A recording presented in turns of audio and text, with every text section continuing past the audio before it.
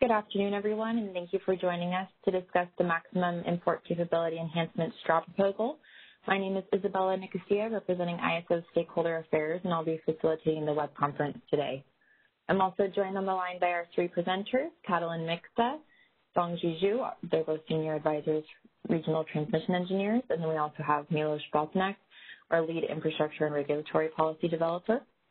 And then also joined on the line is Jeff Billington, Director of Transmission Infrastructure Planning, Ibrahim Rahimi from Regional Transmission North, Abdul Muhammad Ali from Operations Engineering Services, and then Eric Lagerquist from California Regulatory Affairs. We did post both the paper and presentation to the Make Enhancements Initiative webpage. Those are available to you out there. Today's call is being recorded. The recording is for informational and convenience purposes only. Any related transcriptions should not be reprinted without the ISO's permission. We will post the video file on the initiative webpage within 3 to 5 business days following this meeting, so look for that probably early next week. We will be taking questions throughout the call today, and to ask a question, you can do so by pressing #2 on your telephone keypad. Just a reminder to please state your name and organization before asking your question. And then calls are structured to stimulate an honest dialogue and engage different perspectives. And while we always welcome comments and feedback, just a reminder to please keep those friendly and respectful.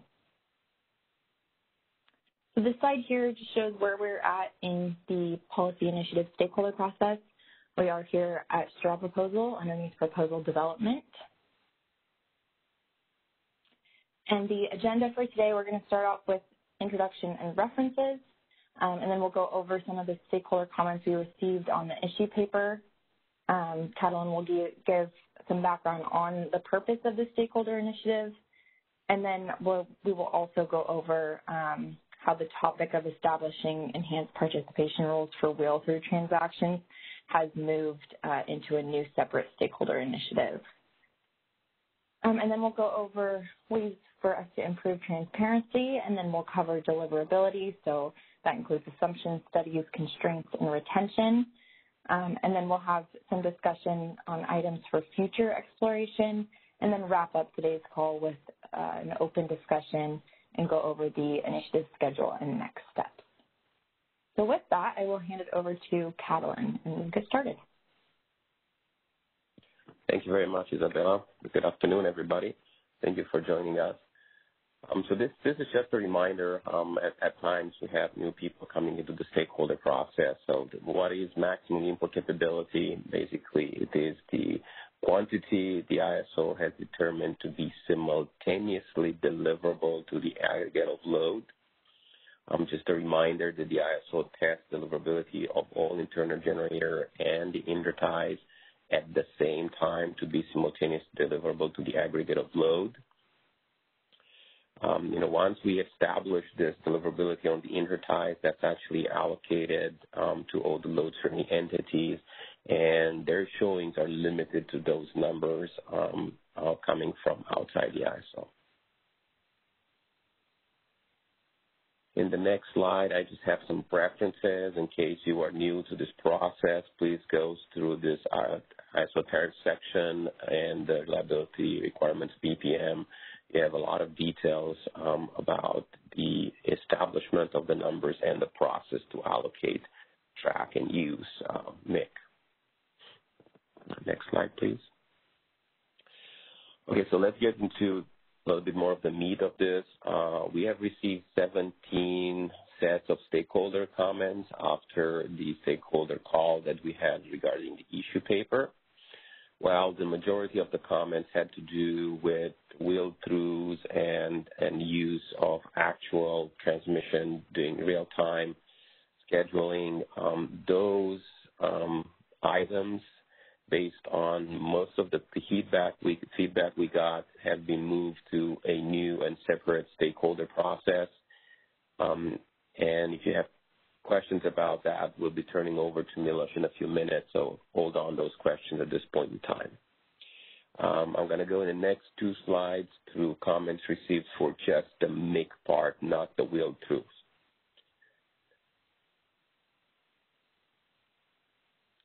So based on the stakeholder input received, your comments align very well on two items.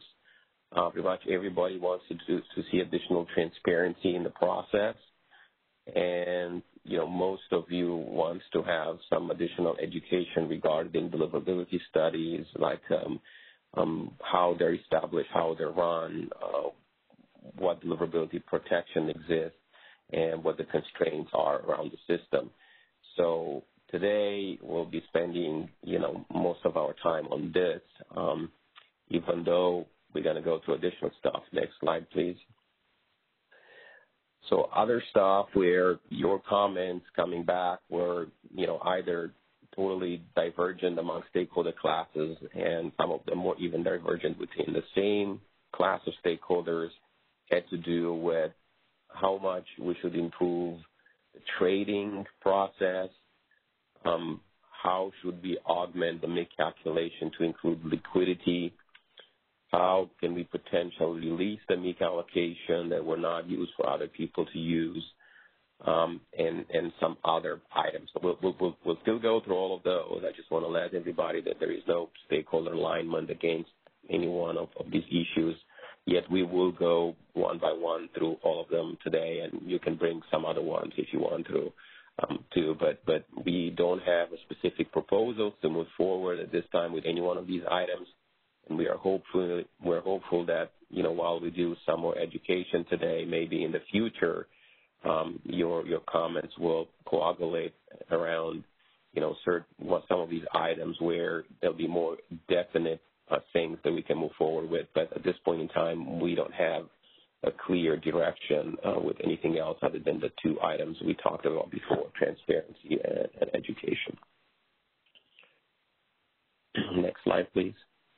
So the purpose of the stakeholder initiative has actually been shrank. So now we are only going to be discussing the actual MIC. We will go through all of it, the calculation, the allocation, the trading, the tracking of MIC, the usage.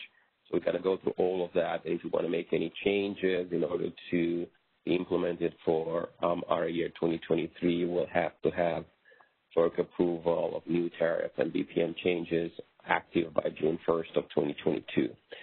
The other items regarding to the will truths, as I stated before, have been moved to a different stakeholder process, and I'm going to turn it over to Milos to discuss that with you. Thank you, Catalin. All right, there we go. Good afternoon, everybody. Thanks for taking the time. So one of the topics, like Catalin said, that we originally included in the scope of the initiative, and we included in the issue paper as well, was the development of a process for wheel-through transactions would have the ability to forward procure or reserve transmission service across the ISO system. And as a result, we would then also evaluate what's the proper market scheduling priority that those wheel-throughs should have in relation to load. Now, this particular topic stemmed from the summer 2021 Market Enhancements Initiative, which looked at the same issue that was completed here earlier this year. And that initiative acknowledged the need to develop a more longer-term, durable policy regarding wheel-through transactions and their associated scheduling priorities. I want to acknowledge and thank everybody for their comments. Like Catalin said, there were significant comments on this particular portion of the issue paper focused on this wheeling topic. And we do recognize this is an important topic that needs to be carefully considered because of the broad potential implications. Now, stakeholder comments generally recognize the importance of this topic, recognizing the impact and recommending careful evaluations. I know that a number of stakeholders shared principles for the CAISO to consider, and recognizing also that this topic is broader than simply the allocation of MIC across the different tie points. And we agree with those comments. We recognize that this issue is broader and will include a number of different topics related to wheel-through transactions. It's broader than just import capability and MIC enhancements initiative. And so we thought it best, because of the attention, because of the larger level of topics that are, and broader level of topics that are going to need to be considered, we agree that this should be separated into its own stakeholder initiative. And so we are moving it out of make enhancements and dedicating a standalone initiative to this particular topic. Now, our target is to start this initiative after we obtain FERC decision or FERC guidance on the summer filing that we just made regarding load exporting wheeling scheduling priorities. We filed that, I think, about 2 weeks or so ago. And we expect to hear back from FERC sometime in the June, probably late June timeframe, and we would then start that initiative soon thereafter. And the reason we're doing this is we need additional time internally to coordinate and think through the issues and develop a framework that we can share with stakeholders for vetting. But also, we think it will be helpful to wait for guidance and decision from FERC to see if there are any additional issues that we need to consider in that initiative as we're looking at this topic holistically. And so my expectation is that we would start this initiative soon after we hear from FERC, and I anticipate likely in the July timeframe we would start the initiative, at which point we would then issue our market notice that would lay out the details for a stakeholder meeting and any additional plans for a straw proposal. So I'll pause there for questions if anybody has any. As a reminder, you can enter the question queue by pressing #2 on your telephone keypad. Michelle, do we have anyone in the queue? Yes, we do have a caller in the queue. Caller, please go ahead. Your line's unmuted. Hey, Milos, it's Eric Little from CalCCA. Hope you're doing well. Just a question on this split between these two. It seems to me that there is an impact on MIC from what you do in terms of priority of wheel throughs versus imports, because you've so far based MIC on historical information and are contemplating changes to that. So is there a plan, some sort of a tie-in between the two of them to make sure that whatever you're doing in one space doesn't have detrimental effects to the other? Hey, Eric, great question, and thanks for that.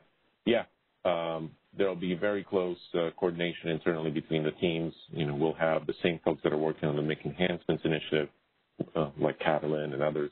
They'll be part of the other initiative, and we'll be closely tying these two together and making sure that we understand the impacts of the initiatives on each other. Okay, and there will be some back and forth during the stakeholder discussions to understand what those tie-ins are? Yeah. As we develop a proposal, we're going to make sure to highlight any kind of tie-ins to this particular initiative. Very good. Thanks, Milos. Thank you.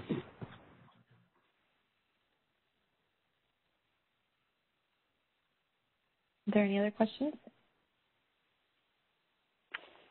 No further questions in the queue. Okay, thanks, Milos. Thank you, Milos. So I'll be moving forward with part of the Make Enhancements proposal just for the Make process at this point in time, how to improve transparency. Pretty much all of you agree that we can benefit from an improved transparency. So since now we get down to exactly how and what, basically I'm not sure how much more improvement, but we're asking you to guide how much more transparency and where transparency do you think it's necessary or welcomed or it would be the most beneficial. Do we need more transparency during the calculation allocation process? Do we need after the allocation is done but before the IR showings are in, or do we need even after the IR showings are in, like how much usage was there and those kind of questions. We do have a lot of stakeholders asking for those kind of questions. Well, how much was it used? How much was not used? Or who has it? Who doesn't have it?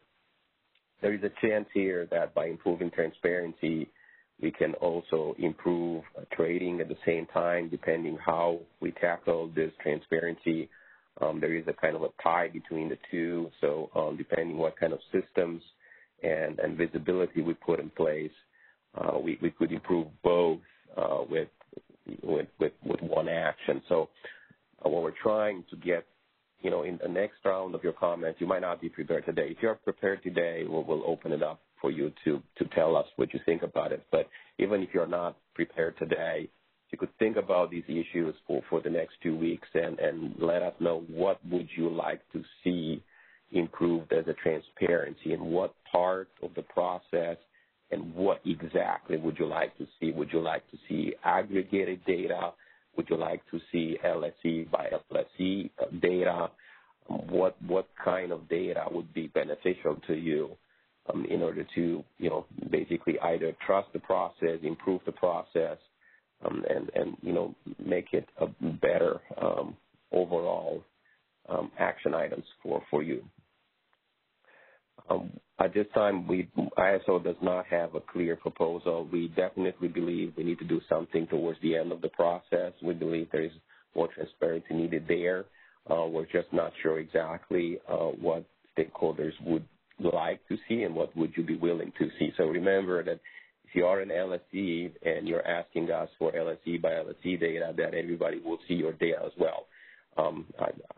As an ISO perspective, we really don't care how we present the data, but be open to tell us if you want to only see aggregate numbers or if you actually want to see LSE by LSE data. So I'll open it up here if anybody, has an exact request right now that they thought about or how we can improve this transparency. Go ahead. Again, pressing pound 2 will enter you into the queue.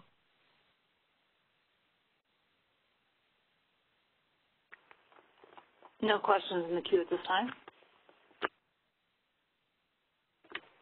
Actually, we just had one question come in. Would you like to take it? Sure, go ahead. Go ahead. Call your line's unmuted. Please go ahead. Hi, Carolyn. This is Ellen Wolf from Mazzaro Consulting. Thanks for inviting some more input on this. And I did have some recommendations, but I think they would probably be better conveyed by questions on some of the information you've given us, which I think you've teed up for later in the presentation. My personal interest right now is more in understanding how the ISO arrives at the mix that's available for release. And since you're going to talk about that a lot, maybe I'll just save my questions for later, and out of that it will be evident whether there's more area where you can ongoingly provide transparency. Does that sound like a reasonable approach for this question you posed for today's? Okay, thank you. Sounds reasonable. Well, thank you very much. We'll hold on to your more detailed questions until we get through the education part, if that's where you have most of your transparency coming from. Thank you. Are there any other questions in the queue? No more questions in the queue. Okay, well, thank you very much. If you guys think more about that, please put it in writing in your comments to us. We do want to hear from you, and we do want to improve transparency. Just let us know exactly on which part with your entity would like to see improvements. So now we'll start into the more of the education part. So I'm going to turn it over to Sanji to go to the deliverability assessment. Okay. Thank you, Kathleen. Good afternoon, everyone. I'll provide a high-level overview of the ISO on-peak deliverability assessment methodology with focus on the treatment of import versus internal generators. So the on-peak deliverability assessment is for resource adequacy purpose. It is to demonstrate that the capacity in any electrical area can be simultaneously delivered to the ISO aggregate load. So that means we try to identify whether there is a transmission constraint that will limit the deliverability of the resources. And the resources include both internal generators and imports.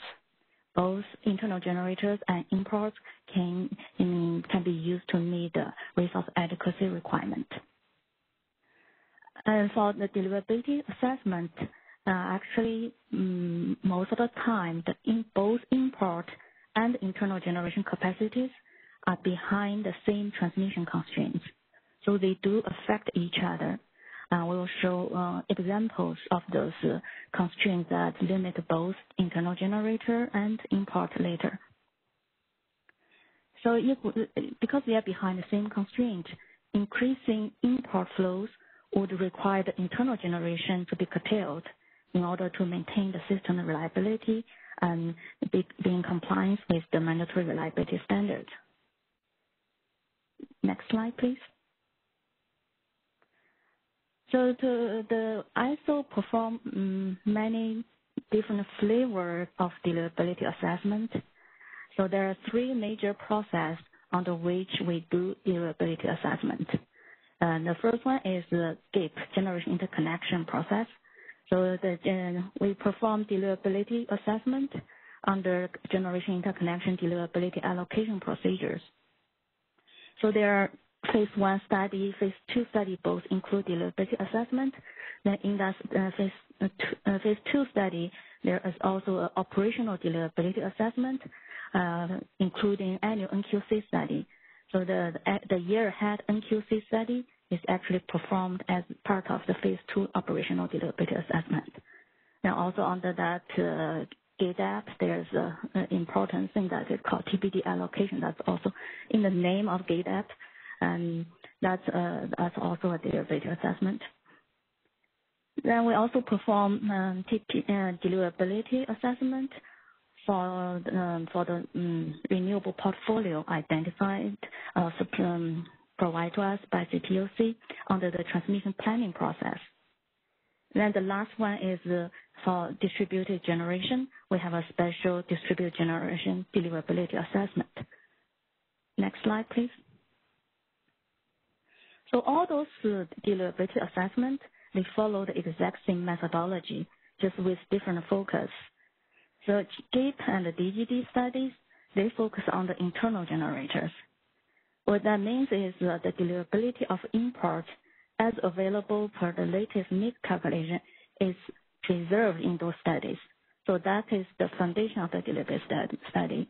It's set as the base. Then we add generators on top of that.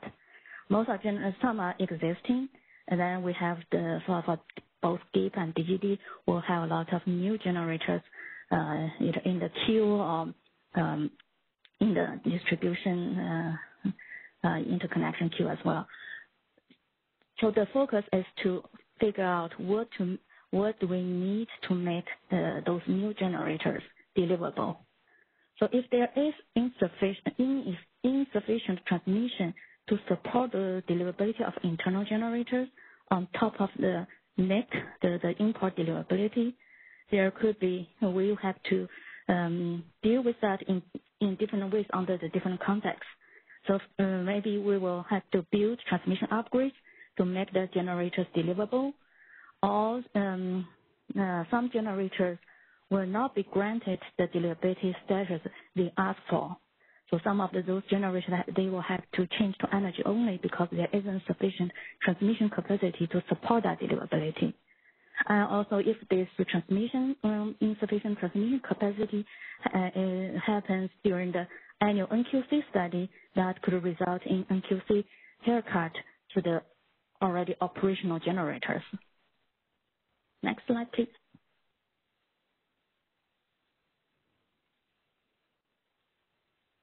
So on the other hand, the TPP deliverability assessment,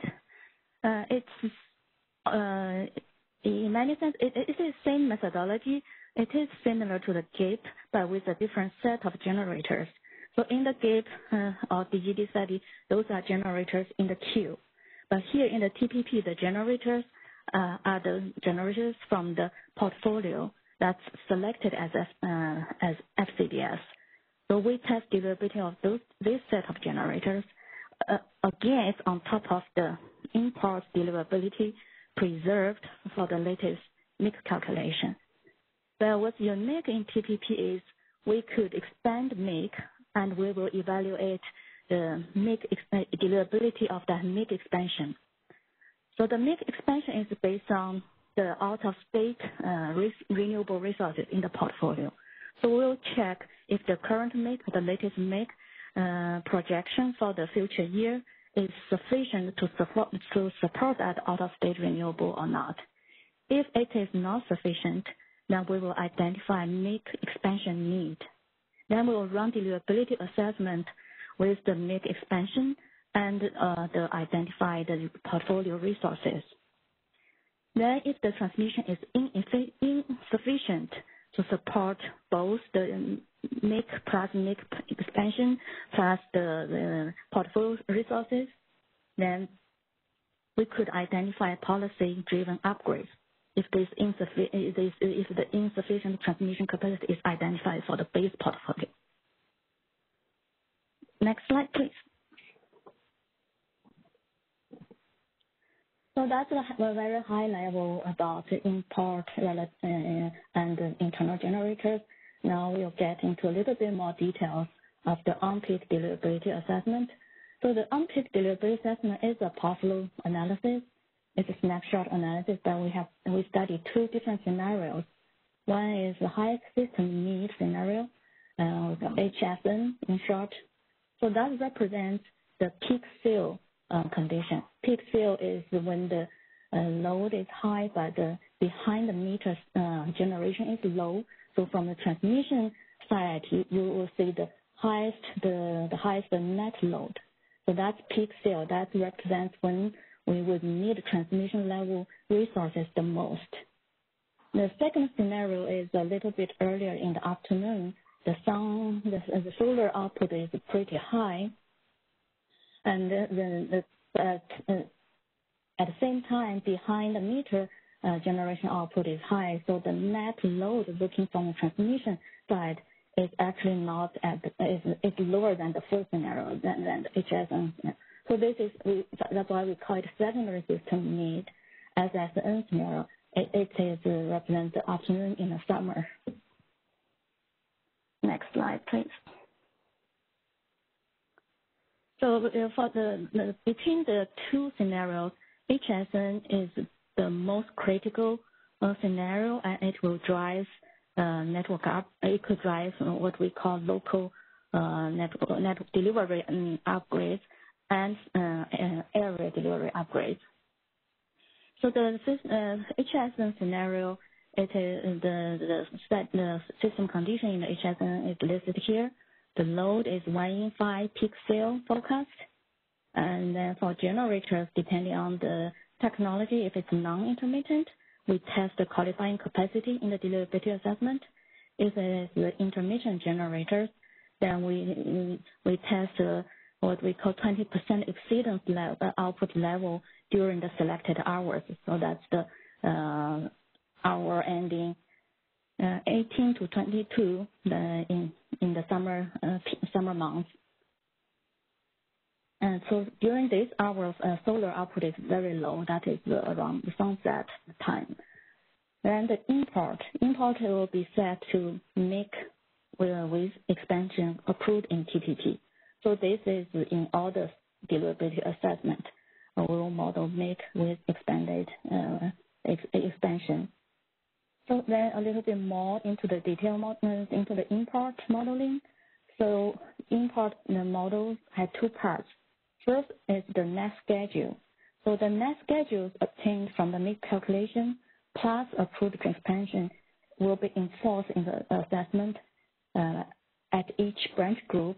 It's directly built into the base case.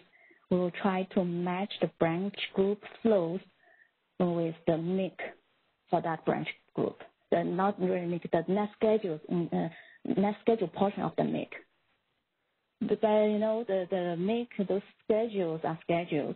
Actual flows don't go exactly where it is shown on the paper. So the actual flows won't match perfectly with the MIC schedules. But we always manage the total import matches very well with the total net schedule from MIC. Then the second part of the MIC is unused ETC. Unused ETC for each branch group is represented by a generator at a tie point.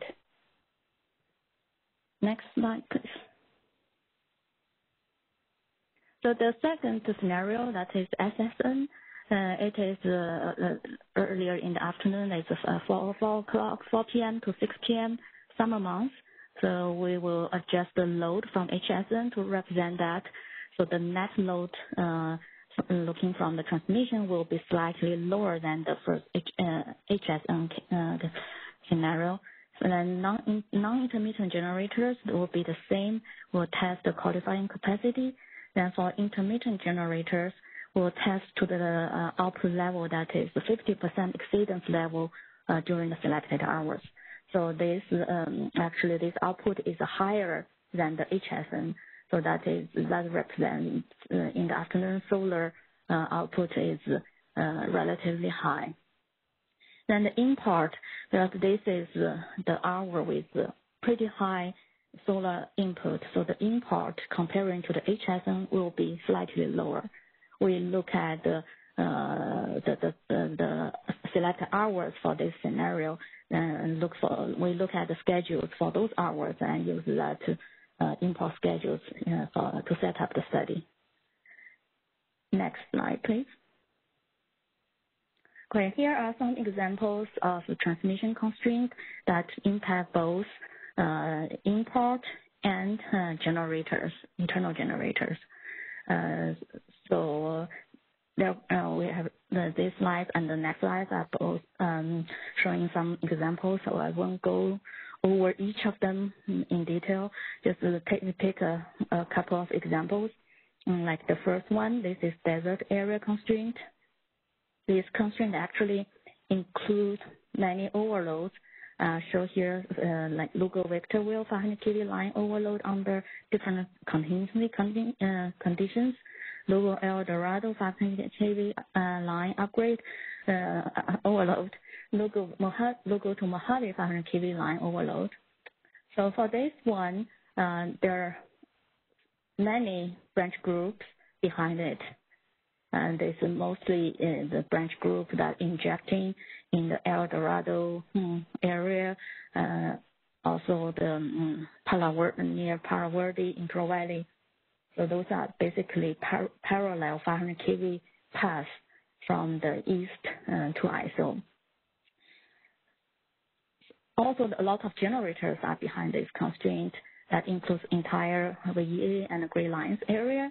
As is Mountain Pass area, that's the El Dorado area, and even the Big Creek and Ventura area, that's really corresponding to the Firma branch group. So there are a few missing out. Probably when we merged the cells, a few other generator zones were lost. So it also includes Riverside East, Palm Spring, and the Imperial Valley for the first one. So the first one, actually, we have already identified transmission upgrades for all the three overloaded facilities. Those upgrades are not in service yet. So for now, these constraints mainly impact the annual NQC study. So that means if in a particular year before the approved upgrades are in service, we could see NQC haircut to the existing generators. Then for example, the second one, it's also called desert area constraint. It's part of that desert area constraint. This is on different lines. This is the Valley to Alba Hill, Serrano, 500 kV line, and the west of Dallas 230 kV lines. So this one, it has a smaller what we call 5% circle, the boundary of the generators and import that will impact this constraint. So it is much smaller comparing to the first one. It's really the Palo Verde, Blythe, then the IID, and the generators are Riverside East and Palm Spring. So this one we have for west of Dallas, we do have upgrades coming online pretty soon. Similar to the first one, before that, west of Dallas upgrades are in service, then we could see interim NQC haircut to the existing generators. Then for the Valley Alba Hills Serrano 500 kV line, this is not, we don't have an approved transmission upgrade for that because this has not been an issue for the portfolio renewable, resources. We only see the problem with the queue. So, we have such a large amount of generation in the queue, far exceed the forecast in the portfolio. So then the consequence of the constraint is that the generators in Riverside East and Palm Springs, not all of them can get requested for capacity delivery status. They will have to go through the allocation process, and only the resource capacity that can be accommodated by transmission will receive an FCDS. Okay, so next slide. Yeah, there are just more examples in other areas. Those are all in San Diego area. So by looking at those tables, this table, pretty much every branch group is showing up here. Almost every branch group is behind some transmission constraint, as we know today. Okay, next slide. The last slide is about deliverability retention. We will retain deliverability for operational resources as long as the resources is being used or is showing that it's capable of being used. So for internal generators, we automatically retain deliverability for the highest use in the last 3 years.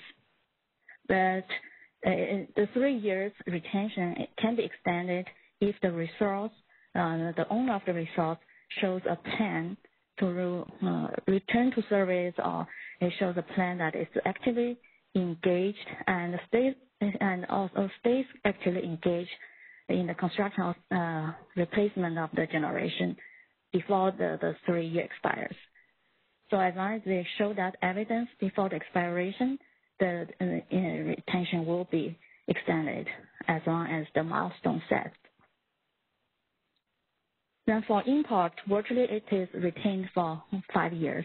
That's due to the current methodology of calculating MIC using the highest 2 years from the last 5 years. So basically, the last 5 years, it is retained from the last 5 year data. So that's all about deliverability. I'll take questions. As a reminder, to enter the question queue, you can do so by pressing #2 on your telephone keypad. Okay, we do have a couple of questions in the queue. Caller, your line's unmuted. Please go ahead. Hi there. This is Chris Devin with Customized Energy Solutions. Can you hear me? Yes, we can hear you. Thanks. So I guess my question is trying to better understand the process and maybe, I guess, the prioritization of the deliverability assessment for the internal resources versus the imports, I guess. And the discussion that Sanji was giving on the different transmission constraints and how some of those projects are planned to help support deliverability of some of the resources that spurred my question, I guess. So to try to put it cleanly, I would just say, how does the CAISO prioritize, I guess, splitting up deliverability amongst new transmission upgrades between the internal resources that are impacted by the same transmission constraints as the imports at those branch groups? Does it prioritize the internal resources kind of over the MIC? And I guess it might be difficult to answer because of the interaction between the way that you calculate the MIC is kind of different from like a deliverability status for an internal resource. I'm just trying to understand that better, and let me know if that isn't really a clear question. Yes. So MIC, the latest MIC calculation is fully preserved in the deliverability assessment.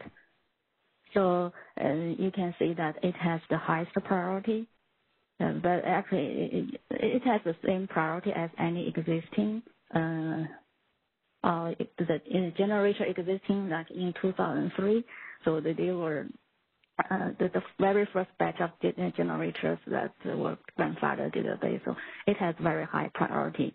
Then if we have MIC expansion approved in the TPP, we'll also, when we approve the MIC, it is approved under certain transmission assumptions.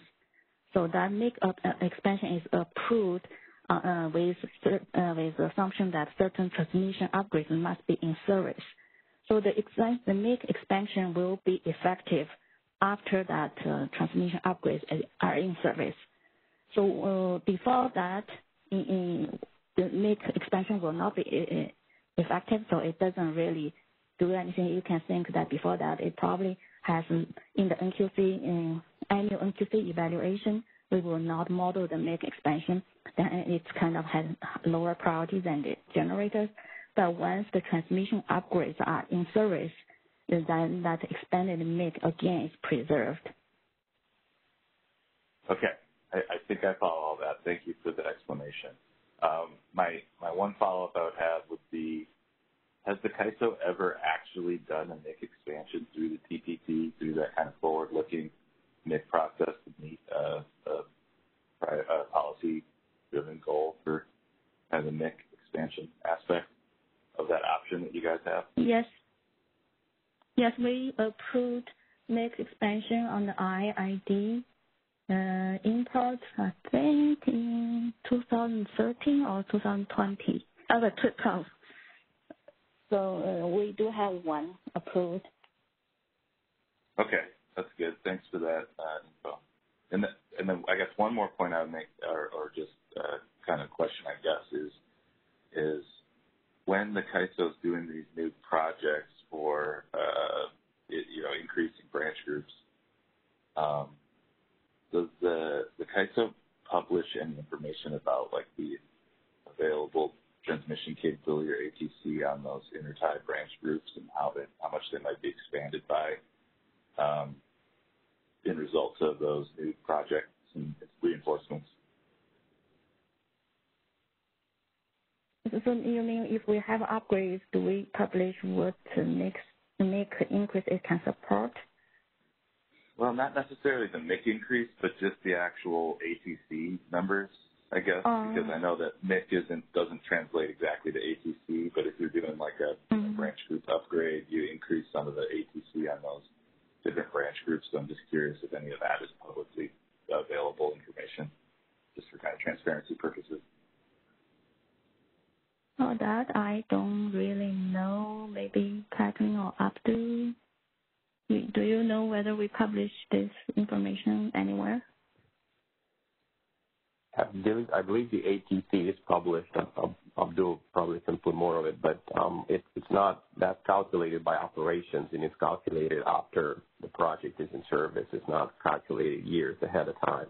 I think if you want to know the details year ahead of time, we do publish in our TPP report, we do publish the MIC increases. There's a section that talks about array. In that section, you can see the future increases due to policy reasons, but not the ATC calculation. The ATC calculation only comes once the project is in service and the operations has a chance to calculate that ATC. Okay. Yeah, this is Abdul. The ATC, Chris, is in the we have in the ATCC tool, it's calculated the operations horizon, but I'm not sure if we're actually posting it publicly or if it's a public access to the tool. But we do have it calculated in the operations horizon in the ATC tool. Okay, I was just maybe hoping to get at if there was an increase in the ATC driven by particular upgrades that it might be helpful to make that public as kind of part of the TPP. Sounds like some of that might be in there under the RA section of the MIC, but I know that it's not like a one-to-one correlation. So anyhow, I'll review the transmission planning process info and get back to you with any other follow-up questions. Thanks for all the time spent on answering my questions. I appreciate it.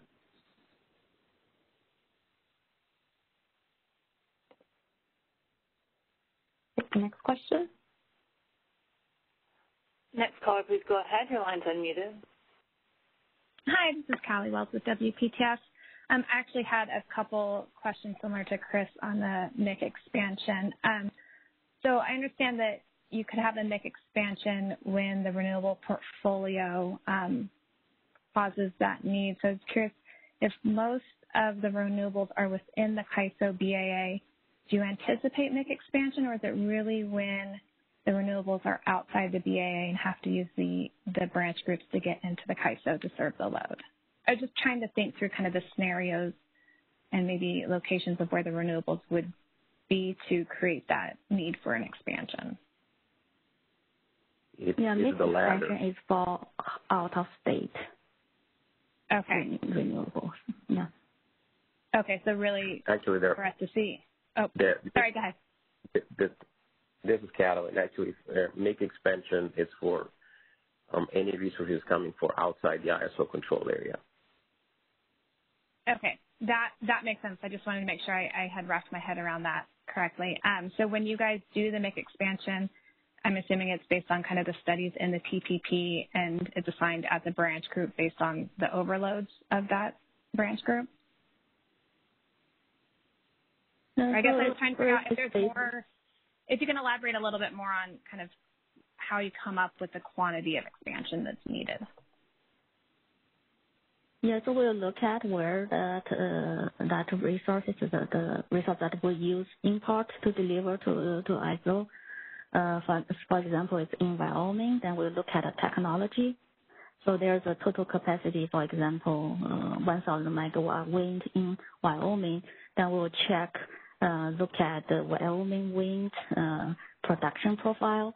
Then select, because we are not going to assume any, the entire 1,000 megawatt will reach the ISO tie point.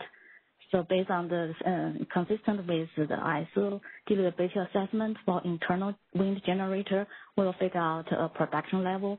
So maybe for that 1,000 wind megawatt wind, it's about 400, for example, 400 megawatt. 40% of that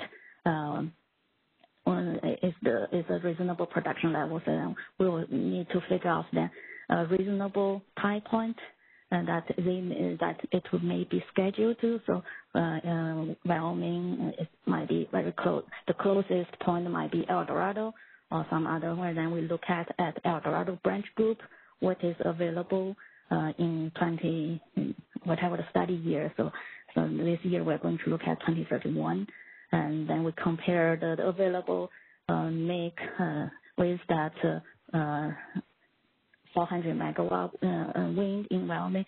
If it's not sufficient, then we will do a MIC expansion. Okay, that was helpful. Thank you. And then a second question I had is actually on the slide 22.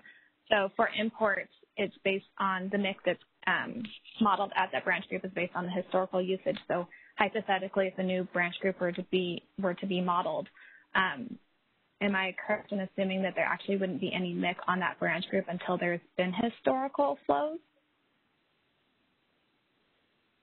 Yes, yeah, that's right. When we have new interties, we do look at usage around that branch group. So for example, in the past, when we upgraded one branch group, so let's say the branch group was good for 1,000 megawatts and it was used at 80% for RA, then if the intertie, got another 500 megawatts, we usually gave the same percentage. So it was 80% of the old branch group, we'll give 80% of the new branch group. Until the actual schedule stabilize themselves.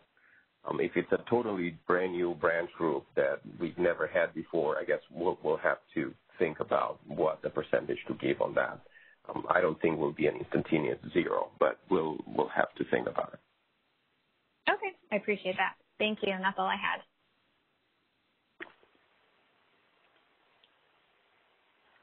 Okay, next caller, please go ahead. Your line's unmuted. Hi, this is Bonnie Blair representing the 6 cities. Could you go back to the slide that shows the chart and the different branch groups that are connected? Yeah, that one. So do you calculate a separate simultaneous import limit into the east of Miguel area? Or is that just the sum of the MIC on the branch groups? Yeah, for deliverability study, we just modeled whatever the MIC on that branch group. So we're not setting the limit for the import. Okay. So in the deliverability, it's not to set the limit, it's just to use whatever calculates from MIC. Okay, so if I can maybe phrase it a little differently and tell me if I've got it right.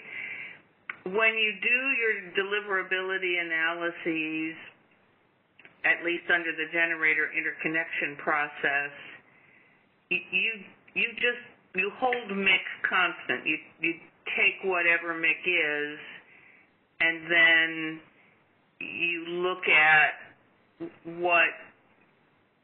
how the internal generation can be accommodated. Is that correct?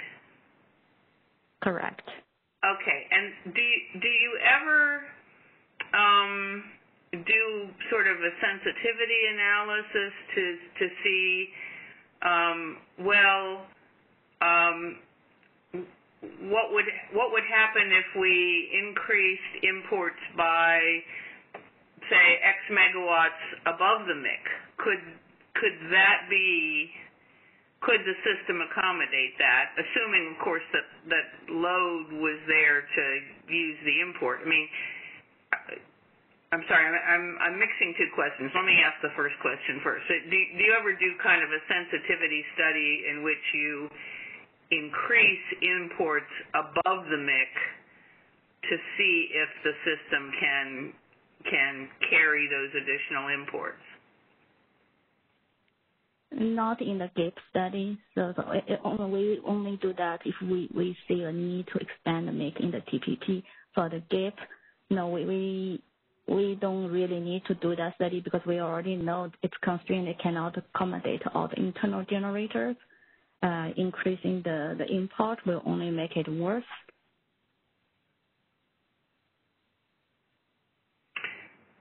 Okay, and then for the interconnection deliverability studies, how far in advance of commercial operation do you award deliverability, and do you set it aside until, during that time prior to commercial operation? Yeah, so when we allocate the deliverability, the commercial operation date is not a factor. So it is based on another set of criteria to say how real, it kind of test the viability of the generators, like on the PPA and land acquisition, all those criteria, but not COD. Then after we award that deliverability status to the generation project, it has to, there are a set of retention criteria for them to retain that. And that at that time, if also we have a commercial viability criteria. So if the generator keeps extending the COD, if it is beyond a certain point and according to the tariff, the deliverability could be lost. So it's not the infinite delay of the COD. There are rules in the tariff. Oh, okay. But is it then the case that there is deliverability awarded and sort of set aside, protected, whatever word you want to use, that isn't actually being used by an existing resource that's in commercial operation? So that's from the Q perspective. So the generators, as long as it meets all the criteria laid out in the tariff, we will preserve deliverability, but that's more likely for the future in the long term. And then if you are talking about the next year's NQC like the annual NQC, actually what you count for the resource adequacy, that one we are not preserving anything. We only study the generators operational in that year. So all the future generators do not come into play for that purpose. So for the actual NQC counting, we are not preserving anything for the generators not in operation yet. Okay, so when you calculate NQC, how does MIC play into that? Yeah, again, MIC is preserved first. Then we add all the generators that will be operational for that RA year. And if the transmission capacity is not sufficient, we will cut the NQC for the generators where we do not cut MIC. Okay, and again, in that testing process, do you ever test whether the system might be able to accommodate imports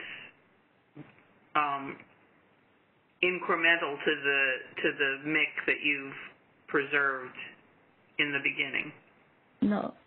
No, we don't test that. Okay. Okay, I think that's it for now. Thanks.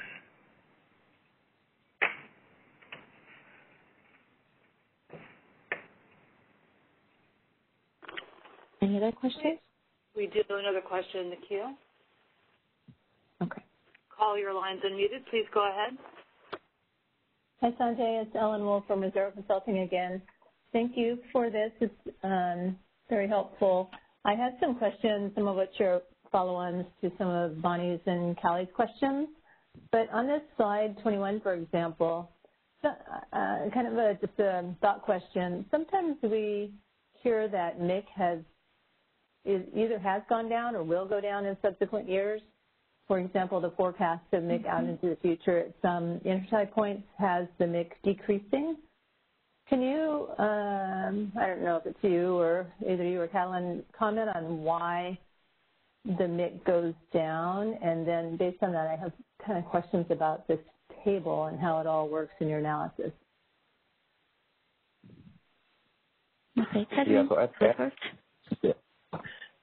at times MIC can go down because it's based on the methodology, it's the calculation. So again, we are using the two years among the last 5 with the absolute highest imports when load is above 90%. So, when you change that year, so, within 5 years, you can have 2 years staying there for 2, 3, 4 years. But at some point in time, one old year might jump out, and now you have to pick another year. So when you have to redo that calculation, there is a chance that some branch groups might be going slightly up, and some of them might be going slightly down. But yet we just take the new calculation and we plug it in the deliverability studies, and that's what gets protected now. Those new numbers get protected now. Okay, so you never have the case that you have to lower MIC in the future because the MIC that you had is becoming infeasible. Yeah, because it gets protected when we run deliverability studies, we never saw a reason to decrease because it wasn't feasible. Okay, all right. Well, I guess my question, which is kind of the flip side of that, is if the ISO, if some of the MIC is limited by these constraints that you've shown on slide 21, for example, and you upgrade the limiting elements, then would it allow for more MIC, and would the CAISO ever consider providing more MIC even in advance of the scheduled flows? Yeah, so if we put the upgrades in place, there is more room for internal generators and imports to come through. That's true. Now, the way we expand MIC is, right now it's based on the, main policy portfolio. So if the main policy portfolios are calling for additional import capability from those branch groups, then we do increase MIC. as requested by the policy. So if there is no transmission required, well, we're just going to increase the number. But if there is transmission, then we have to wait for the transmission to show up before we could do the increase. Currently, other than just the real-time schedules going up or having the policy portfolio needed to increase a certain branch groups, there is no other way to increase the branch group at this point in time. And when you say there is no other way, why is that the case? Is there some, do we have some policy in place that makes it no other way, or is that something that is open to exploration? Well, anything is open to exploration, but the current policy is the number is dictated by the calculation. And if it's not dictated by the calculation, it's dictated by the need to increase per policy reasons. There is no tertiary issue. Okay. Currently, DPS or tariff does not, has a third thing that would increase it. Okay. Well, and my other question, maybe it's one question, maybe it's more than one question, relates to that portfolio analysis, that second reason why you maybe could increase MIC. And I know I've had some exchanges with the CAISO about this already, and you answered even in your matrix that with respect to the portfolios, primarily those are based on submittals or analysis on behalf of CPUC jurisdictional LSCs. And I know you responded that you believe the load forecast used by the CPUC and by the ISO includes all the CAISO load, but I don't think that the portfolios include the base resources or future resources of non-CPUC jurisdictional LSCs. Unless you think I'm wrong about that, can you talk about how those LSCs can make sure that their base resources and their future resources are considered in your test of whether there's enough MIC anticipated for the subsequent year and the future years?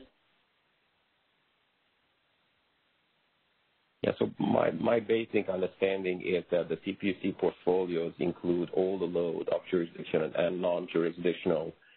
When they provide the portfolio is provided based on an environmental and overall economics where the new renewables will settle themselves, and they just assume that the LSCs will go sign, all the LSCs will go sign these, nicely placed generators across the grid in the most environmental / macroeconomic.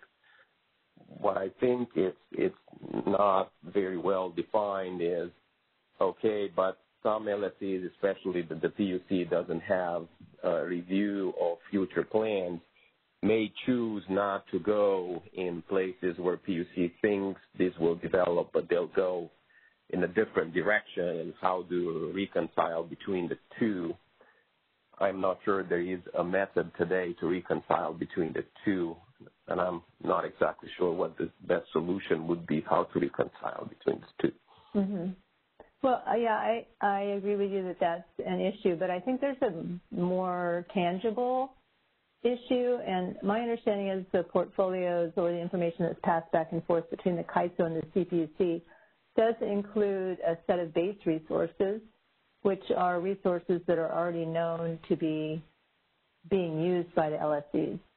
And then the CPUC jurisdictional LSCs also submit resource plans, and when those plans are submitted, if the LSCs have executed contracts or plan to execute contracts, the CPUC gives a lot of deference to that information, and then my sense is adds in from that method that you described to fill in what more is needed. But I don't think there's a process going on where those LSCs that don't file with the CPUC are getting that information into the study that the CAISO does the same way the CPUC jurisdictional entities are. So that's one of those areas that I think is could use a little bit more exploration. I maybe wouldn't call it any more transparency issue because you've explained your perspective on it, but I hope that that's one area that can be trued up, because I think the ISO ends up presuming more of the resource mix is unknown, and then based on that environmentally friendly, optimal solution, whereas I think in reality a lot of it is already determined and may or may not align with that. So that's helpful to know, though. Yeah, I think that's all the questions I have. Thank you.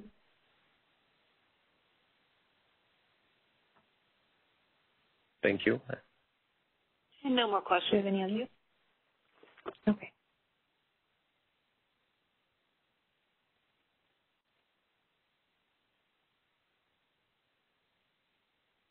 Okay, so now we'll be moving to some more exploratory items. So we've been talking about how to improve trading, and we did see quite a few people who believe trading can be improved. We don't really have a way or how.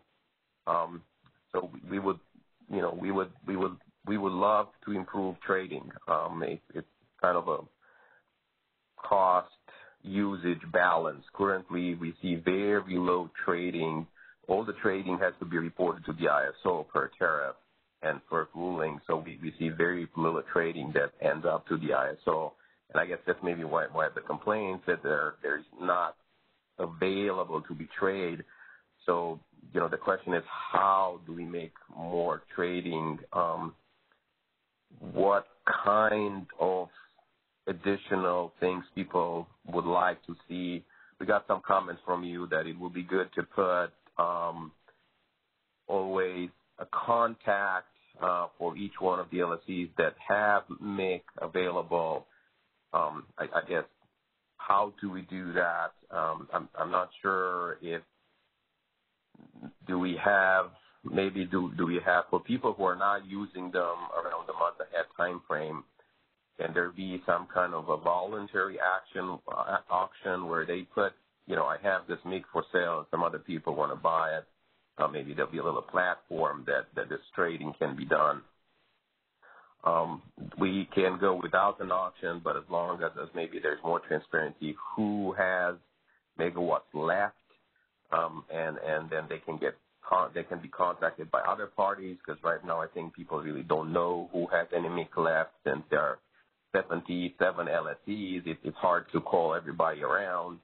And so we're kind of thinking through that. We don't have an exact proposal how this would work.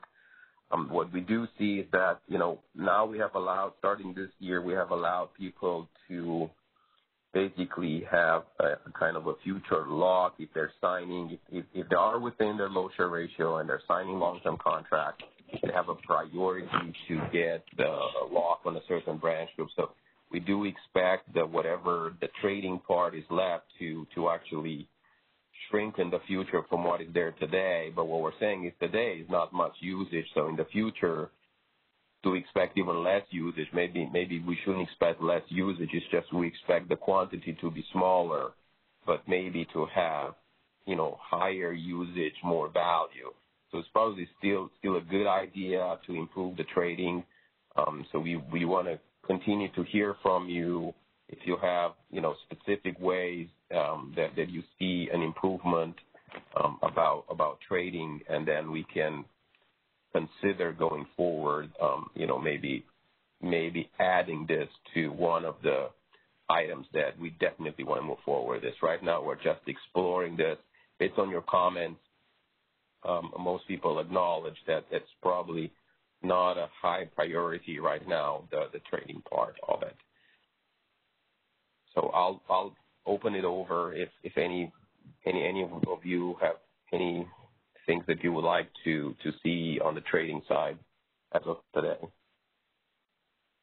To enter the question queue, you can do so by pressing #2.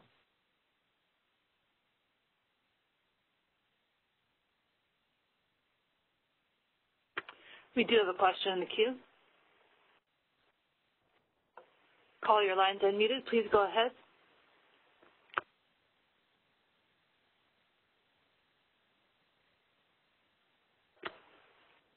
Caller, your line's unmuted. Please go ahead. Hi, sorry. It's Ellen Wolf again. Okay, you may go ahead. Hi, it's Ellen Wolf. Can you hear me? Yes, we can. Can you? Yes. Okay, sorry.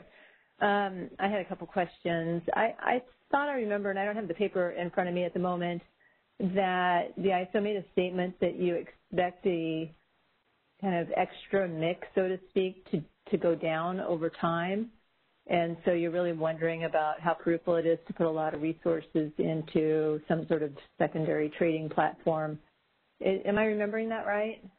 And maybe you sort of said something to that effect a minute ago, too. Yeah, that is correct, because now we, until this year, based on the new tariff that is going to get approved, hopefully it get approved by FERC in the next 2 weeks, if you do sign a new RA contract and you are within your low share ratio, you are allowed to have this priority on a center branch group. So we assume that, you know, some people will take advantage of that, and the numbers that we have today called remaining import capability, meaning they're not locked with long-term contracts, to diminish in the future. So there'll be more and more contracts signed up, and therefore that part, the remaining import capability, should be getting smaller and smaller and smaller. It doesn't mean that it's not tradable. It just means that maybe it's even more valuable. But so we're stating the number is going to go down, but it's still the trading. You know, my improving trading, it might still be a good thing to do, especially if we can couple that somehow with some improvements we're doing to transparency. If we could get both of them to be solved at the same time, that would be preferable. So if you have any idea of how to do that, would appreciate it. Okay. I'm still trying to understand the dynamic, because if parties sign more contracts, then conceivably there'll be more maximum flows, and then there would be more MIC available, or more, your calculation would call for higher levels of MIC. The calculation will call for higher level of MIC if actually they are scheduling that. If all you're doing is you're actually only signing an RA contract, but the scheduling is not happening in the day ahead and the real time, then, you know, the calculation doesn't change. The calculation is not based on RA showing. The calculation is based on actual schedules, what's flowing into the ISO. Okay. Well, I don't know. This is a personal position, but I would expect those to align more going forward, given the preferences of the CAISO and the CPUC on the kinds of resources that are serving RA needs. But I'm just trying to, there's sort of an itching question in the back of my mind. Why is it that so many LSCs feel like MIC is so short, yet you're not seeing what you need to see in your calculus to make sure there's more MIC? It seems like there are things that are off, and so I'm always trying to get to the bottom of those. That's a statement. One other response I had is, I think you made it sound like you didn't feel like there was a strong need to improve trading. I still think there is. I still think there are some LSCs that are very short on MIC and would be happy to receive MIC from some other LSCs. And they find no way to do that, and especially these days where the cost of RA in-state or out-of-state, especially in-state or in the CAISO, is incredibly high. It's very important. So you may not hear it from all the LSCs, but I think it's very important for some set of the LSCs. Yeah, we're willing to explore improving that trading. What we would like to hear from you is what exactly would you like to see in an ISO system in order to make you feel like you have a better trading opportunity? Well, probably the ultimate answer is more MIC that gets traded, but you know, what it is that ISO can do is the tough part. So we'll give it some thought and send back in comments. Thanks, Callan. Sure. Do we have any other questions? We do have one more question in the queue. Okay. Caller, please go ahead. Hey, Catalan, it's Chris Devin again from Customized Energy Solutions. I was just curious to ask kind of what the thought might be regarding kind of the monthly RA shelling process and the ability to fit in more of a trading opportunity into that timing, because it seems like it's very challenging and that the CAISO already has the kind of cure period time frame. Would there be like maybe during that 14-day window between the 45 days in advance RA showing and then the 30-day out from the month end of the cure period, would that kind of be the timing where you would maybe do a posting of some available MIC that folks wanted to be able to trade or something along those lines? Yeah, thank you, Chris. Actually, I'm going to have a specific slide just about that one issue. So anything else other than that one issue? That's totally fine. That was the one thing that kind of flagged in my mind on this. So thank you. I'll get back to it. You can check back in once I get to that slide. Thanks. We do have one additional question in the queue. Okay, go ahead. Caller, please go ahead. Yes, this is Brad Van Cleef for Valley Electric. I was wondering if you could talk about the category of MIC that's allocated to ETC for loads outside the control area.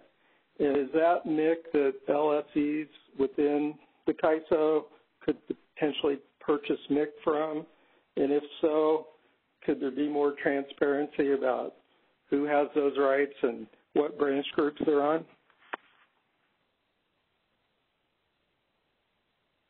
Yes. So the process, there are 13 steps, and yes, if you do have ETCs and TORs, those are considered first in the allocation process. They're in the first 3 or 4 steps before the rest of it gets allocated based on RA contracts and just given away for future RA contracts. So yes, the ETCs and TORs do have priority. So if you could get that from any body that's not using them, that they could be used. So for that category, is there a way for an LSE to determine who's holding those rights on a particular branch group?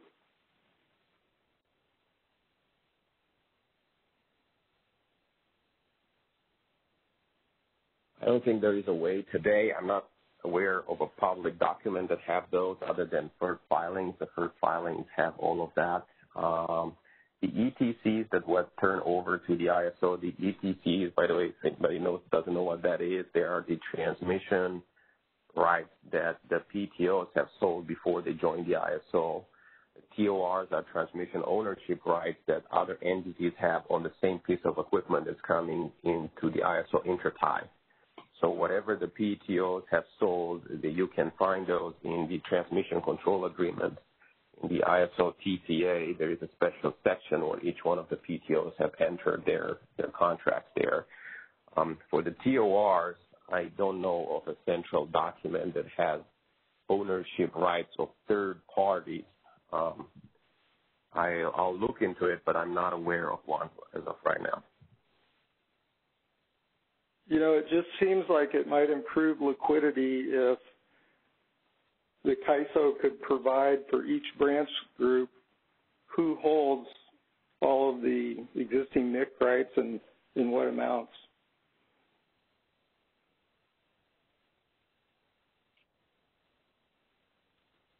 Okay, we do have a document that does something similar to that, so I'll look into the FERC. The new FERC tariff expands some improves some transparency. I'm not sure if it's just related to RA contracts right now, ETCs and TORs. I'll have to take another look and see if we can expand onto that. Okay, thank you.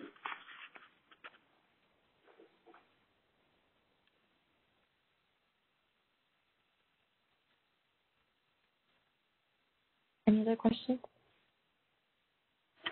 No more questions in the queue. Thank you.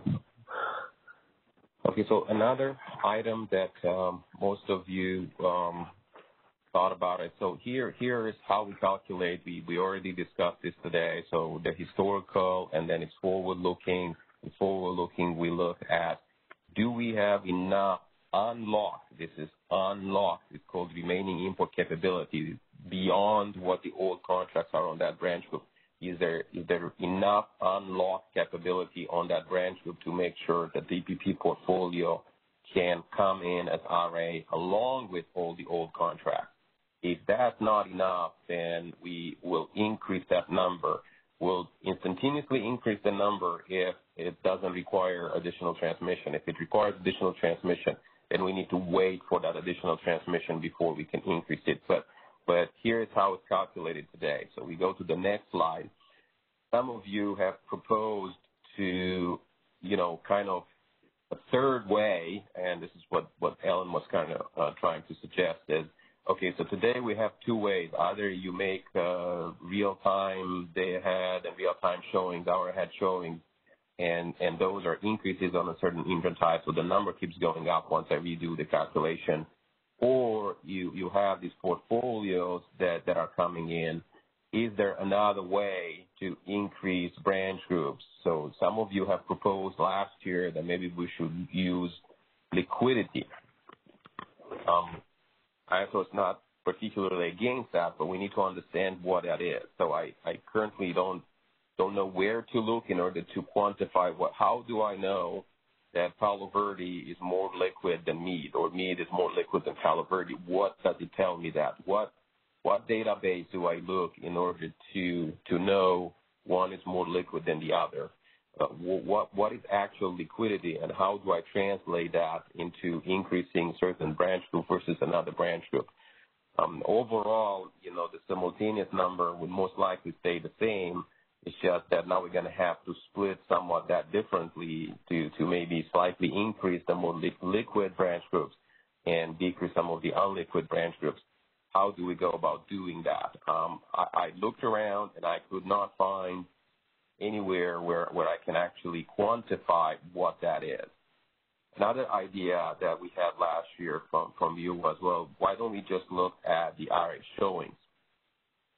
So if we look at the RA showings, basically how much they're shown, so the MIG value is 1,000 megawatts, but people on some branch groups, they show 900 megawatts. On another branch group that is still 1,000, they only show like 500 megawatts. So it looks like there's more showings on one branch group with the 900 megawatts, but would that actually, trigger an increase of the 1,000 number? Or how close do you need to be to 1,000 number to start increasing that number? That's a little bit, less palatable, because the showings are always less than MIG. You can't show more than MIG, right? So the showings are less than MIG. But now, if we want to, increase certain branch group, how do I go about doing that? Does the showing needs to be above 90%, above 95%? And then what branch group I'm taking that away from? If I increase some branch groups, some other ones need to go down. So if you are having a showing of less than what percent do I start decking the MIG for the other branch group? So those are kind of just general questions that I know you won't have an answer to. I started looking around and I couldn't find, especially for liquidity, I couldn't find data that I could use. So if anybody of you have any suggestions how to do that, would appreciate putting in your comments and telling us, okay, in order to have liquidity, please look at this data here and here, and I'm proposing you use these numbers from here and that number from there. So see, if you have that kind of information, we really like to hear from you. But other than that, as I said, just by using RA showings, it's not as convincing as would be that, okay, we can clearly see there is more available capacity or energy of one branch group, even beyond the MIG numbers than we saw, and some other ones, they're less. So if any one of you have any data about that, just let us know, point to that in your comments. I can open it up for you right now if anybody knows off the top of their head exactly how to do this. Let us know.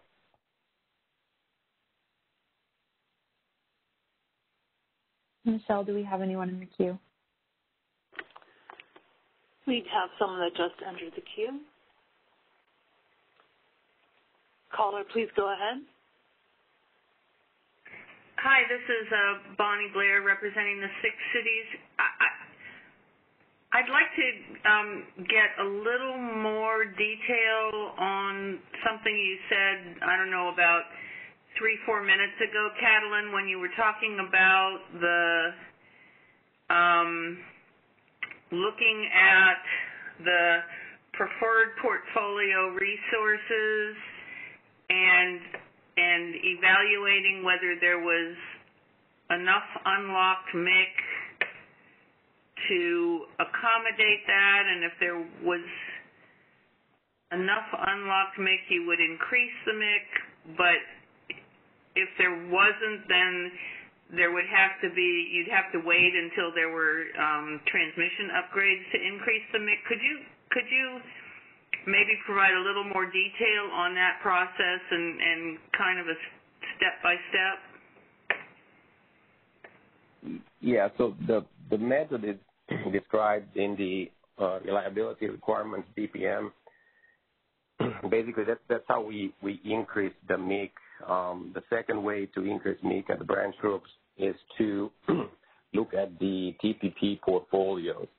So when we evaluate that, we actually don't, there is no point of looking at the entire MIC because some part of MIC is locked with old contracts, okay? So the old contracts still have priority, ETC, TOR, or old pre-RA import commitments. So those have certain locks on MIC. Now, we only look at the part that is unlocked. We call that remaining import capability. So whatever is not locked with these old contracts gets compared with how much is in the portfolio coming from that branch group. And if the portfolio ask for more than what's available, then that number on that branch group gets increased.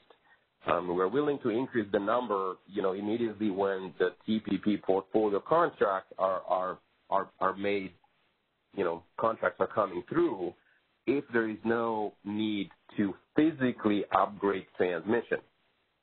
Can I interrupt right there and say, how do you decide that? That's the part that I wasn't quite following.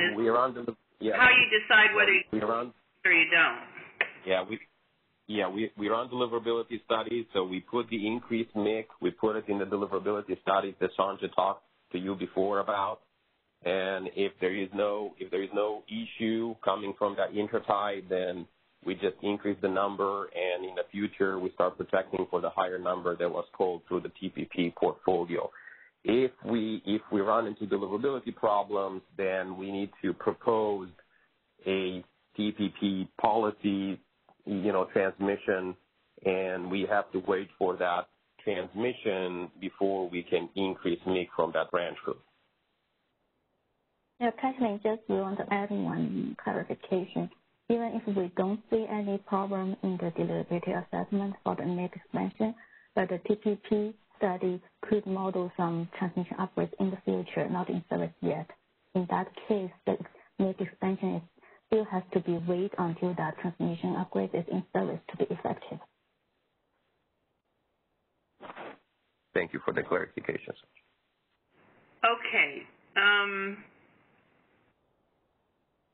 Okay. I think I understand now. Thank you for the additional detail, and I might revisit that concept, but I think that tells me what I was asking for now. Thanks very much. Sure, no problem. We've got no more questions in the queue. Thank you. Okay, so let's move to the next item. So this is one item that Chris wanted to talk about is, and other stakeholders wanted to talk about, is do the recapture and then release the unused allocation. So here it's either, involuntary recapture or maybe voluntary. The LSEs can voluntarily, if they're not using MIC, somehow release that MIC. Either they get paid for it or not. We have to figure out how this works. The problem we're having here is that the way the MIC is constructed today, it is a property, and we do believe there is some appropriate compensation needs to be done for the recapture. Also, some LSEs are using MIC today in order to avoid grain penalties. So we believe that if we're going this route in the future, we have to wait until RAIN is eliminated. And then, since there is no more use for MIC after the month ahead showing, then clearly if you haven't used it in your month ahead showing, it's not used at all. So it can be used by somebody else. The problems that we're seeing here is with some of the timing, like Chris tried to say, is that we do have a timing problem. All LSEs need to be RA compliant at T-45. And what we don't want to do, we do not want to create an incentive for all the LSEs to come short at T-45 just so they can see if there is any MIG gets released. We are pretty much against that at the ISO. So now the question is, how do we go around that? Do we have showings coming a little bit earlier to provide for some time to do this? Do we provide maybe something right before the T-45 for imports? Do we need to request that the import showing be made earlier than T-45 versus internal resources? We're not actually sure because there's very little time there. There's very little time between T-45 and T-30. People need to clear all their deficiencies. What we don't want to happen, we don't want to give people an incentive for all the 77 LSEs to come short at T-45 just so they can see if there's any MIC released before they need to clear up their stuff at T-30. And I'm not sure how much, contract they can find between T-45 and T-30 coming from the outside either. So this is a complicated issue, and it has to do with the timing. It's very short. They're very short timing. We thought about it. We don't have a silver bullet at this time how to increase this, how to improve this. So if you guys do have, certain ideas how to do this after RAIN gets eliminated, if it gets eliminated, I guess, how we can move into something similar to this. Maybe we can have something voluntary before T-45. Usually, my understanding from other people is usually LSEs know before T-45 if they're going to be using their imports or not. They don't actually make that decision in one last day. So maybe if the LSEs know they're not using their MIC, they're more willing to sell it. So maybe having a better trading platform will solve this whole issue rather than having to play with the timing here. Maybe we have a little better trading platform, and that would alleviate the need to run into the T-45 to T-30 deadline.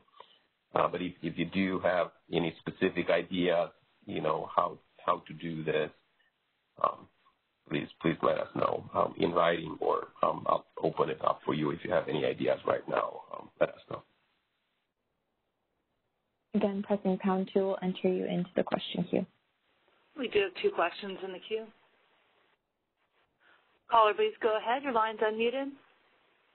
Hi, Cal. This is Callie Wells with WPTF. And I apologize. I actually wanted the conversation you had recently with Bonnie back on the TPP deliverability just spurred another question. But apologize to go back to that topic. But can you remind me, I thought I had this straight. When you're doing the TPP deliverability, do you guys assume some sort of level of imports into the CAISO so that, because I'm trying to figure out if you're testing the renewable portfolio and let's just say it identifies the need to expand the MIC on a given intertie, does that mean that the flow from those resources is more than the MIC, or are you also assuming it's the flows from those resources plus the historical usage of that MIC exceeds the value?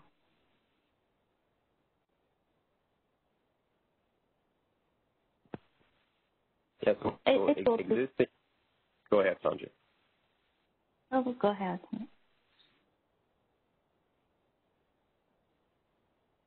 Yeah, so the MIC, we already know what MIC is. So MIC, that again, we're running deliverability studies for that portfolio. So in the deliverability studies, the MIC that we have today, it's preserved, and we just looked at the additional units coming from the portfolio to make sure those extra resources are deliverable coming from outside the ISO. Again, I think Sanjay tried to explain before that we don't use their PMAX.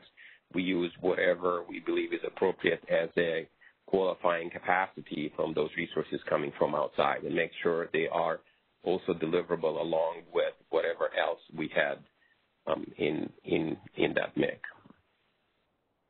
Yeah, then for modeling, actually what we do is to increase the branch group flow by the amount of the MIC expansion.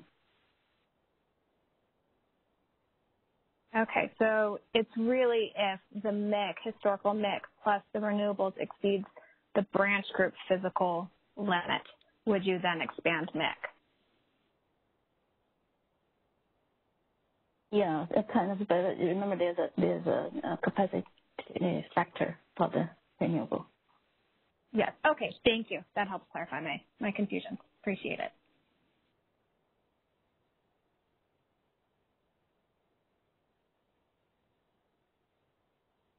Any other questions? We do have another question in the queue. Caller, please go ahead. Hey, Kathleen, it's from CTA. I'd actually do that. Chris, your connection is breaking up. It's a little hard to hear you. Can you hear me now? Yeah, it's a little bit better. A little bit better. Okay, sorry about.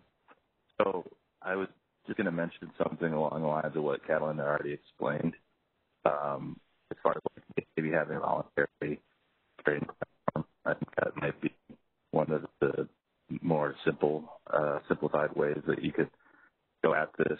If maybe it was just expanded in a way where folks could put in offers to sell in advance of the monthly showings on particular megawatt amounts and, perhaps pricing, and then similarly offers to buy or solicitations for folks that want to get it on various interties and things of that nature.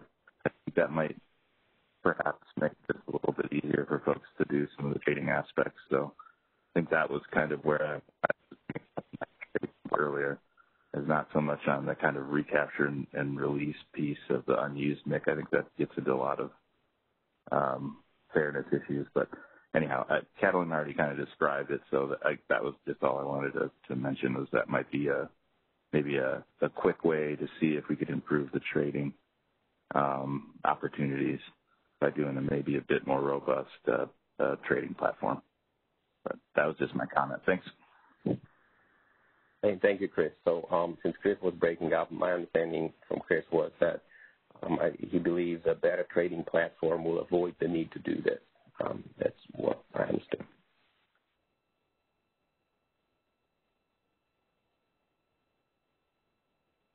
Are there any other questions? Okay.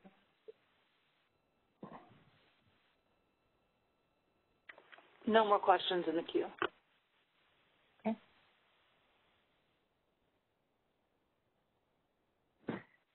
Okay, so some of you suggested in the past that maybe we should do the deliverability study at the end of the audit process. During the comment period, the majority of you have stated that that is not a good idea. Not only that it takes a long time, but basically not knowing ahead of time how much deliverability is on each intertie and trying at the end to see if they all fit together will have the LSEs at, basically subject to high penalties. Not only that they will not be able to use some of the audit contracts they just signed, but because they will not be able to meet their system requirements now, they will be subject to the ISO CPM backstop procurement. So I think, most of you have acknowledged that it is not a good idea to do the deliverability study at the end of the showing. So with that being said, I'm just trying to let you know that because of your comments, and I think ISO agrees with the majority of the comments that came through, this is really not a good idea. So we are, unless somebody specifically asks for this in the next round of comments, we're most likely not going to move forward with this one item. Next slide, please. So here is, how we allocate the available import capability to the load serving entities today. You don't have to read the slide. This is those 13 steps we're going through. Let's just move to the next slide. So basically, again, some of you have suggested that maybe we should have an auction in the assignment process. A few of you suggested that. I just want to state that based on your comments, a few of you were also against that. We're specifically against that. So this is it doesn't have a broad support. We do believe that assignment process, once people start locking more with MIC with this newer contract, they'll have less of a value because there'll be less and less megawatts left. Now, maybe they'll be more expensive, and I'm not saying that, but the megawatts will be less and less, and maybe an actual, better trading platform might be a better tool to get some more liquidity rather than starting over with an auction in the assignment process itself. That being stated, we are continuing to talk about it, and we'll leave it here to see where each LSC has their own preference, or other stakeholders, if they have that preference or not, if we should do an auction in the assignment process. This is not an auction after you have your assignment, and in the trading platform that could be something different.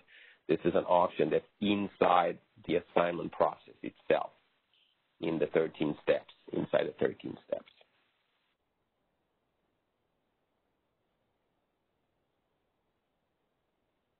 So I am going to stop here, and if you have any questions to the last couple of items, or if you want to bring anything else to the attention, please bring it on.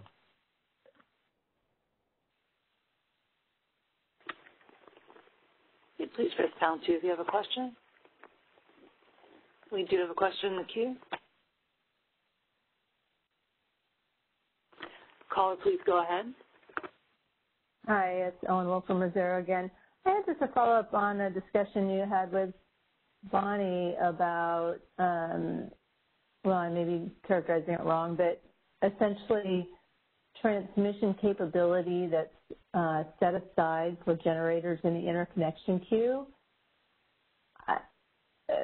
I wonder if that could be made available as MIC between the time that it is designated for those generators interconnecting and when those generators actually need it for energy flows. Have you considered that possibility? Yeah, so I think we're talking, let me try to rephrase that a little bit. So we're talking about two different time frames here. The generators in the queue that are going through the queue deliverability studies are projected to be in service 3 or 4 or 5 years from now. We are not giving MIC out more than 1 year out. So in the 1 year out study, we call that the NQC deliverability study. The MIC is preserved, and only the resources that are available now and next year are in that study. There is no additional resources that are not operational, that are not projected to be operational, included in that study. Therefore, there is no extra deliverability hold or held for anybody else. I just wanted to make sure that we differentiate between the 1 year study, which is where MIC is actually allocated to load serving entities, versus the actual GIP studies, which are done like 4, 5 years, 6 years down the road. Okay, that's helpful clarification, but maybe I can ask a more general question. Your policy today sets MIC based on historical flows, but it seems like there could be the case that the grid could support more RA imports than that level and not in any particular year or even subset of months within a year compromise the deliverability of internal generators that have been granted deliverability status or will be coming online. Is there any harm to considering such a policy that would release slack in the system for parties to use to import RA with MIC for the short time that it's available? Yeah, so the policy that we have today doesn't allow that. So we would need to have some tariff and BPM change to allow for that. I just wanted to restate that the reason we ended up with the methodology that we have today is because stakeholders could not agree in a long time ago, 20 some years ago, on a different way to do this. If you just look on how much is available on the pure forward-looking basis, we actually had big fights at the beginning of LSCs, one LSCs with another LSCs. I want more koi. Well, I want more palo verde. Well, I want more meat. We can't increase them all at the same time. And how do you increase one versus the other? Why would you increase one versus the other? What's the proof that one is going to be more useful than the other one? So there was no agreement on how to split among each branch groups. That's why we come up with this methodology, and it gets tested with the absolute highest value we've seen in 2 of the last 5 years, because we could not agree on how to move forward with the pure just give me whatever is the maximum on these branch groups. And we ended up on a FERC technical conference call, and the agreement was to use this method to divvy up the MIC.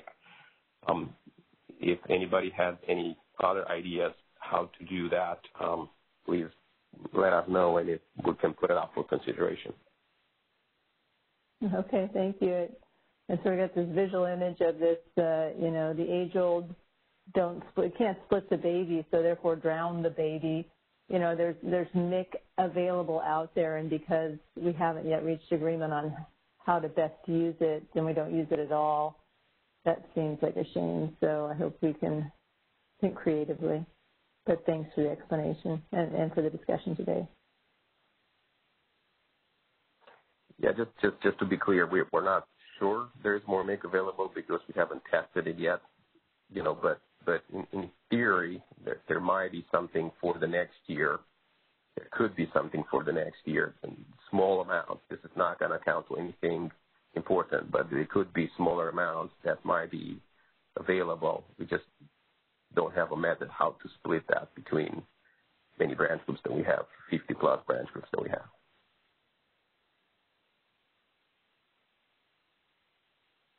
Do you have any other questions in the queue? We do have a couple more questions in the queue. Caller, please go ahead. Hi, this is Bonnie Blair again, representing the 6 cities. In our last round of comments submitted on behalf of the 6 cities, we made 2 proposals. One was the concept that Ellen just mentioned of if there is an ability of the system even to accommodate increasing the MIC on a temporary basis based on the generator interconnection deliverability studies and the determination that there will be deliverability available in the future for interconnecting resources. That was something that the 6 cities are interested in exploring further. We think that might be create some openings for additional RA imports over the next several years. And then we also suggested a modification to step 13 of the existing process that effectively would give a priority or a a priority, I think is the right word, to an LSE that already had an existing, excuse me, one second, I got to shut off my other phone.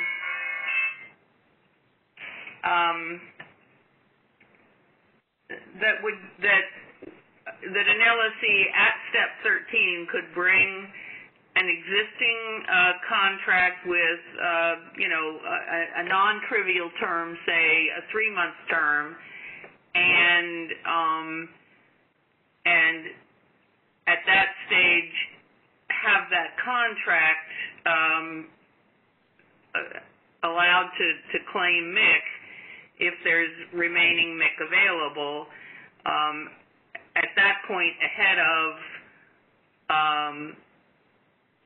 LSEs that don't have such contracts, it would encourage additional RA contracts, and the concept would be that it would not that if an LSE gets MIC based on such a contract, then it wouldn't be able to nominate in the next round of step 13. And the matrix said, thanks for the suggestion, but there was no substantive response to that. And I mean, when and how can we get a substantive response and maybe a conversation about whether you see issues, and if so, what they are, and whether they can be surmounted? Yeah, thank you for reminding that. Well, now it's just a good time as any other time. Thank you for, reminding us of your suggestion. So we understood what you were suggesting. I think what you were suggesting that right now in step 13, it's basically first come, first serve. What you were suggesting is we'll change that, and if somebody shows you that it has a contract on the branch groups that still has something left over, then they have priority to take it over other people. I don't see that as a I think we also, and I think that if you had more than, that's a good suggestion. Sorry, go ahead. Yeah, we weren't trying to suggest that that's something bad. I think that's probably a good suggestion. We would need tariff change for that too. Right, and I do have a comment, Catalin. I don't, with respect, pointing to an agreement that happened 20 years ago isn't persuasive in my view. Everything about the CAISO's markets has changed in the last 20 years. Everything. There hasn't been anything I can think of, and I've been around for that whole 20 years, and there just isn't any element of the CAISO's market design that hasn't changed over that time period. So it makes no sense in my mind to treat the MIC design as if it is, somehow sacrosanct and, should be immune from any modification, just because RA has changed, the entire resource fleet has changed, the challenges to system operations have changed, and right now the CAISO BAA needs import resources that it can count on. And the limitations on MIC are an impediment to bringing in additional RA resources that can help support the reliability of the balancing authority area. And it's important to try to remove that impediment in a way that's fair, but not to just kind of treat the MIC process as if it's cast in concrete. So I hope that the CAISO will be open to modifications that will kind of keep MIC current with the current challenges to reliability of the system. Yes, thank you for that. We weren't trying to suggest that changes are not welcome. Changes are welcome. What we're trying to suggest is that please propose an actual methodology, how to do that. What I was trying to suggest is that there was no stakeholder agreement the previous time we tried to do that. But if you have a new or better idea, please let us know exactly what the method you propose to be. Right. That's the way you've done it for step, for example. That was, that's probably a good idea. Right. So step 13 is one suggestion, and I think that we actually included a suggestion for how, if more than one LSE came and said, hey, we have a contract, can we get MIC for it on X branch group, that, that there would be a way that what was available would be divided among LSEs that had similar contracts, so that it wouldn't be kind of a race to see who can pop up first. It would, it would be an orderly process. And the other thing to throw out is on this question about temporary MIC, or MIC that would be premised on deliverability shown to be available in the interconnection evaluation process. That also might be perhaps coordinated with the notion of a specific resource.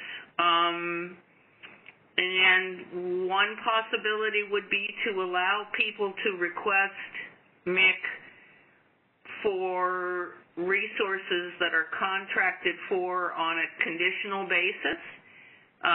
The FERC open access tariff, the pro forma open access tariff, allows entities to request network resource designations based on a contract that's conditional, subject to the ability to arrange transmission service. And so conceptually, it isn't obvious to me why there couldn't be contracts that might be conditional on obtaining MIC, and then studied to see if the MIC can be made available, beyond the MIC that's calculated based on historical flows. So that's another suggestion to consider. Yeah, thank you for that. That's basically, we don't have a queue for, resources coming from outside the ISO.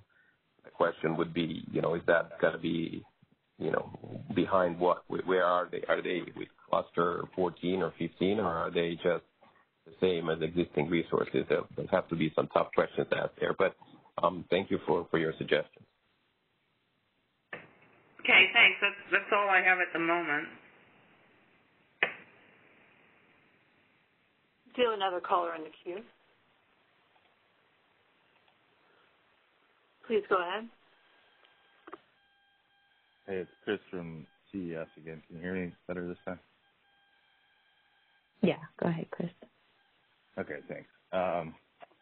So I guess I just wanted to ask a question for part of this general discussion about if the CAISO has contemplated any type of consideration of MIC on more of a like slice a day type of concept, where maybe it incorporates the off-peak deliverability status studies that CAISO runs, like to address the impact of all the solar on the system. And it seems to me that there's a significant need for increased imports during the net load peak hours, like from 4 to 9 p.m. and around those net load peaks when the CAISO does that off-peak deliverability study. So have you guys thought about how to potentially incorporate that, and if that might be able to expand maybe perhaps some of the MIC in some kind of like a slice a day type of a a process where maybe like a subset of hours contract could get NIC for just maybe like a 5-hour strip or something in that time frame? Does this make any sense at all? Kind of just trying to explore the concept. Yeah, thank you, Chris, for the question. I don't think we have entered into that concept yet, and I'm not sure the allocations that we give today are for the entire year. Not sure how to give slice of a day out for the entire year and what season and what load it is. So we just assume that the same imports are deliverable all across the year, even though we know that the load is much lower in some other months. So if you actually do deliverability studies in other months, it's probably going to be less deliverable than the maximum. So I'm not sure entering into slices with benefit. And I think entering these slices might just show that there is less available for other parts of the year. So we can think about that. I'm just not sure how beneficial that concept it is at this point in time. But we're willing to look into it. Sure. I just bring it up because it seems like maybe there might be some, I don't know, quote unquote, room on the system during certain hours because of the lack of production from the solar. And maybe that's already captured in the way that, Sanji does those new studies where you're looking at, different levels of output percentage-wise of the overall resource that, maybe it's just something that's already kind of baked into the existing deliverability study process, but that's an area where I don't have as great of an understanding. So I just wanted to see if that was maybe part of the conversation that other folks might want to think about, and maybe, Sanji could think about that, and perhaps there might be some way to expand the mix for part of the day or something like that. Because I know there's some resources trying to get that off-peak deliverability status for the internal resources. So maybe there might be something akin to that for imports, and that might be able to help support maybe like only during the net load peak hours or something like that. So, perhaps needs a lot more discussion, and we could have a maybe offline chat on it or something like that. But I just wanted to raise it here for the benefit of others to think through it, and maybe Kaisa can think about it more. Thanks. Yeah, thank you, Chris. Well, one thing I can tell you that today the highest values that are included in the MIC calculation are almost exclusively at 8 p.m. hour when there is no sun. So, but thank you for your input. Any other questions? Comments? No more questions in the queue. Okay. We'll move on to an overview of the initiative schedule. So comments on the straw proposal will be due on May 27th, which is 2 weeks from today. And then we are planning to post a revised straw proposal at the end of June with a stakeholder call at the beginning of July. And then we're targeting the beginning of September to post the draft final proposal with a call a week later on the 8th. And then targeting the Board of Governors meeting on November 3rd and 4th. And then the FERC filing will come after the board meeting. So as far as comments go, there is a template available out on the initiative webpage. Please utilize that template and, again, submit your comments by end of day on May 27th. So I will see if there are any last questions before we conclude.